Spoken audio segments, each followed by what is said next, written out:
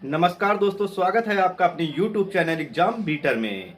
आज हम लोग पढ़ने वाले हैं प्रकाशिकी का पार्ट 3। ठीक, पिछली क्लास में हम लोगों ने पढ़ा था कि गोलीय अवतल पृष्ठ पर प्रकाश के अपवर्तन के लिए सूत्र। आज हम लोग पढ़ने वाले हैं गोलीय उत्तल पृष्ठ पर प्रकाश के अपवर्तन के लिए सूत्र। तो सबसे पहले क्या करना है, गोलीय उत्तल पृष्ठ दे रखा, तो सबसे पहले हम लोग क्या करेंगे, गोलीय उत्तल पृष्ठ बना लिए। तो मान लीजिए ये क्या,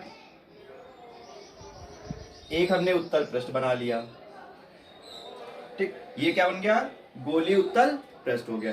ठीक, अब ये गोलीय उत्तल पृष्ठ है, इसको मान दे देंगे एस पी एच डैश। ठीक, तो क्या लिखेंगे, माना एक एस पी एच डैश क्या है, गोलीय उत्तल पृष्ठ है। ठीक, एस पी एच डैश क्या है, गोलीय उत्तल पृष्ठ है। ठीक, जिसका ध्रुव क्या है, पी है। अब इसकी वक्रता केंद्र क्या हो जाएगी, सी हो जाएगी। ठीक, तो इसकी मुख्य अक्ष पर क्या कर लेंगे, ये मुख्य अक्ष बना देंगे। ठीक, तो क्या लिखे, माना एक गोलीय उत्तल पृष्ठ एस पी एच डैश है, जिसका ध्रुव क्या है, पी, तथा वक्रता केंद्र क्या है, सी है। ठीक, अब इसकी मुख्य अक्ष पर कोई बिंदु वस्तु क्या मान लेंगे, ओ। ठीक, ये इसकी मुख्य अक्ष पर कोई बिंदु वस्तु हमने मान लिया कि क्या है, ओ। ठीक, इसकी मुख्य अक्ष पर कोई बिंदु वस्तु क्या है, ओ है। अब इस मुख्य अक्ष की बिंदु वस्तु ओ से चलने वाली प्रकाश की किरण क्या होगी, ओ ए। ठीक, ये प्रकाश की किरण ओ ए अपवर्तन के पश्चात क्या होगी, ए बी दिशा में निर्गत हो जाएगी। ठीक, क्या हो जाएगी, ए बी दिशा में निर्गत हो जाएगी। ठीक, तो हमने सबसे पहले क्या किया कि एस पी एच डैश है क्या, उत्तल पृष्ठ बना लिया, जिसका ध्रुव क्या माना हमने, पी, तथा वक्रता त्रिज्या हमने क्या कर ली, सी, यानी वक्रता केंद्र क्या हो गया, सी। अब इसकी मुख्य अक्ष पर हमने कोई एक बिंदु वस्तु क्या ले लिया, ओ, जिससे चलने वाली प्रकाश की किरण क्या है, ओ ए, अपवर्तन के पश्चात क्या हो जाएगी, ए बी दिशा में निर्गत हो जाएगी। ठीक, और इसका अभिलंब हमारा क्या हो जाएगा,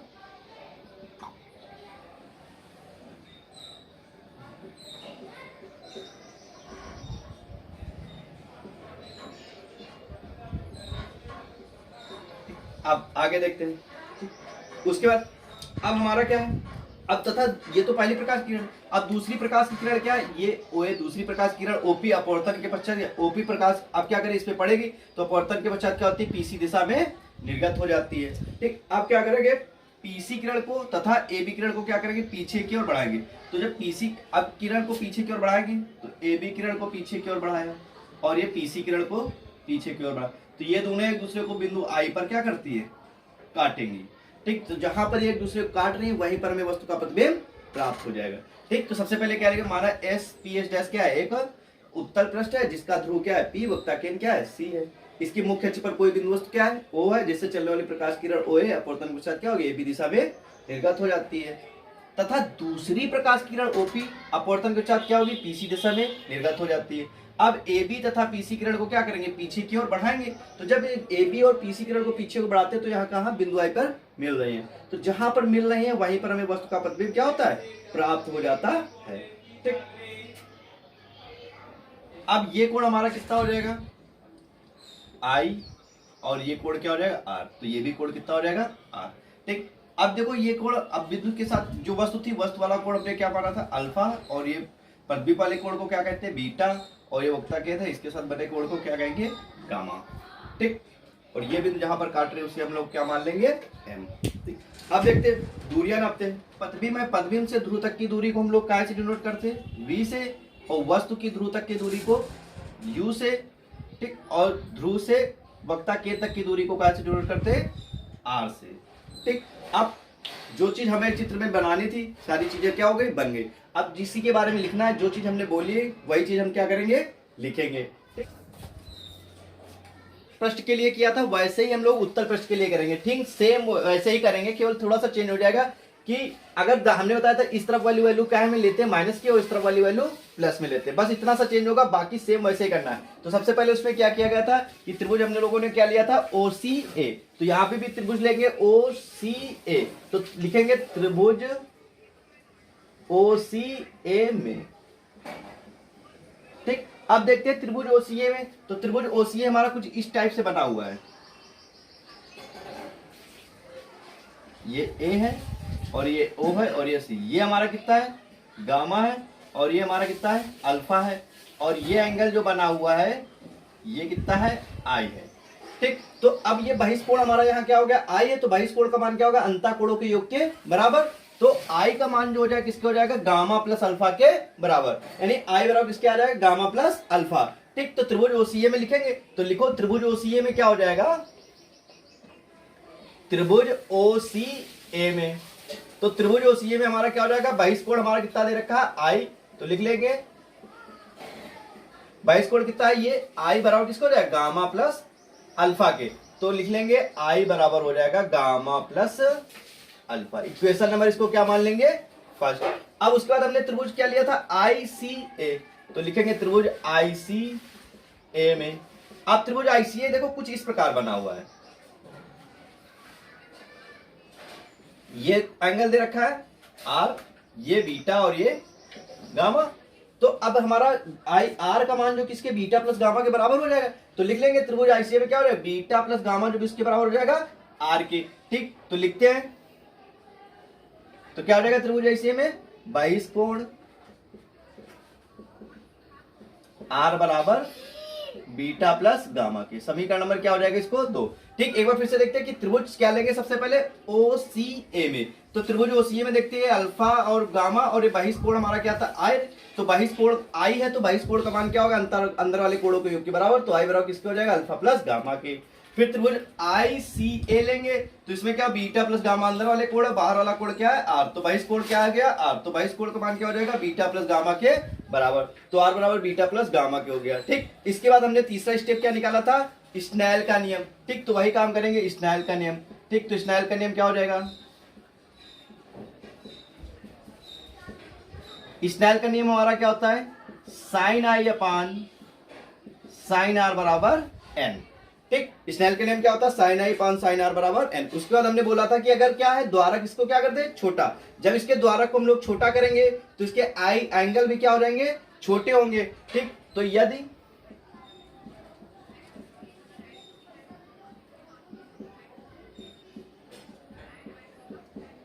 द्वारक छोटा है तो द्वारक छोटा है तो साइन आई बराबर किसके हो जाएगा आई के, और साइन आर बराबर किसके हो जाएगा आर के। ठीक, अगर द्वारक छोटा है तो साइन आई बराबर आई और साइन आर बराबर किसके हो जाएगा आर के, तो साइन आई के स्थान कितना रखेंगे आई, तो आई बटे में साइन आर के स्थान पे आर, तो आर बटे बराबर कितना आ जाएगा एन, यानी आई अपान आर बराबर किसके हो जाएगा एन।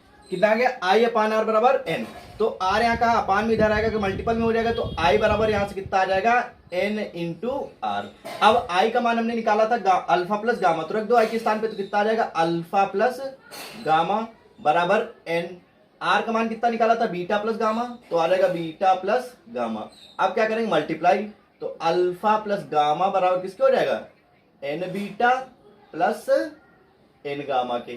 अब हम यहाँ पे क्या करेंगे बीटा वाला एक तरफ कर देंगे, गामा गामा एक तरफ कर देंगे, बीटा वाला इधर लाएंगे तो अल्फा माइनस कितना हो जाएगा एन बीटा बराबर यहाँ कितना हो जाएगा एन गामा माइनस गामा, तो यहाँ कितना आ जाएगा alpha minus n beta equal to यहाँ से गामा गामा क्या हो जाएगा कॉमन, तो आ जाएगा एन माइनस 1। ठीक, इसको इक्वेशन नंबर हम लोग मान लेंगे थर्ड। ठीक, अब इक्वेशन, अब यहाँ पे अल्फा बीटा गामा के मान रखे निकालेंगे, फिर जैसे पिछली क्लास में किया था कि अल्फा बीटा गामा के मान जैसे निकाले थे वैसे ही क्या करेंगे यहाँ पर भी अल्फा बीटा गामा के मान निकालेंगे। पृष्ठ का व्यास छोटा है, ठीक, यानी मान लिया कि हमने पृष्ठ का व्यास क्या है छोटा है, तो अल्फा बीटा गामा भी, अगर पृष्ठ का व्यास हम लोग क्या कर दे छोटा करेंगे तो देखो अल्फा भी छोटा होगा बीटा भी छोटा होगा और गामा भी क्या हो जाएंगे छोटे हो जाएंगे, तो इसलिए हम लोग क्या मान लेंगे, तो अल्फा बराबर किसके मान लेंगे टैन अल्फा के। ठीक, और टैन अल्फा बराबर सूत्र हमारा कितना होता है लंब बटे आधार, लंब हमारा कितना है यहाँ पे अल्फा लेंगे, तो ये अल्फा लिया, अल्फा लेंगे देखो ये, ठीक, तो अल्फा लिया यहाँ पे, तो अल्फा लेंगे, इसके लिए चित्र बन गया हमारा ये। ठीक, अल्फा कितना हो जाएगा टैन अल्फा हो जाएगा, टैन अल्फा लंब, लंब हमारा कितना है एम, तो एम हो जाएगा, और बटे आधार, आधार हमारा कितना आ जाएगा ओ एम, तो ओ एम। ठीक, अब इसका छोटा करेंगे तो एम क्या हो जाएगा पी के पास आ जाएगा, तो एक एम के स्थान कितना रख दें पी, तो ए पी बट्टे कितना हो जाएगा ओपी, एपी की वैल्यू कितनी दे रखी है यानी एम की वैल्यू एच, तो एच बटे में ओपी, ये यू का है को होगा u माइनस को होगा, क्यों क्योंकि वैल्यू क्या है इस तरफ की है तो इसलिए माइनस में होगी। अब बीटा निकालेंगे तो बीटा और किसके आ जाएगा टैन बीटा के, टैन बीटा और कितना आ जाएगा एम बटे, अब बीटा के लिया तो टैन बीटा के लिए इसके लिए कितना दूरी आई एम, तो आई एम। ठीक, यानी क्या आ जाएगा एपी बटे आई पी, तो ये आ जाएगी एच अपान माइनस का वी। आप क्या ले लेंगे गामा, तो गामा बराबर किसके हो जाएगा टैन गामा के। तो tan गामा बराबर सूत्र कितना हो जाएगा, AM बटे CM, ठीक, यानी AP बटे कितना हो जाएगा CP।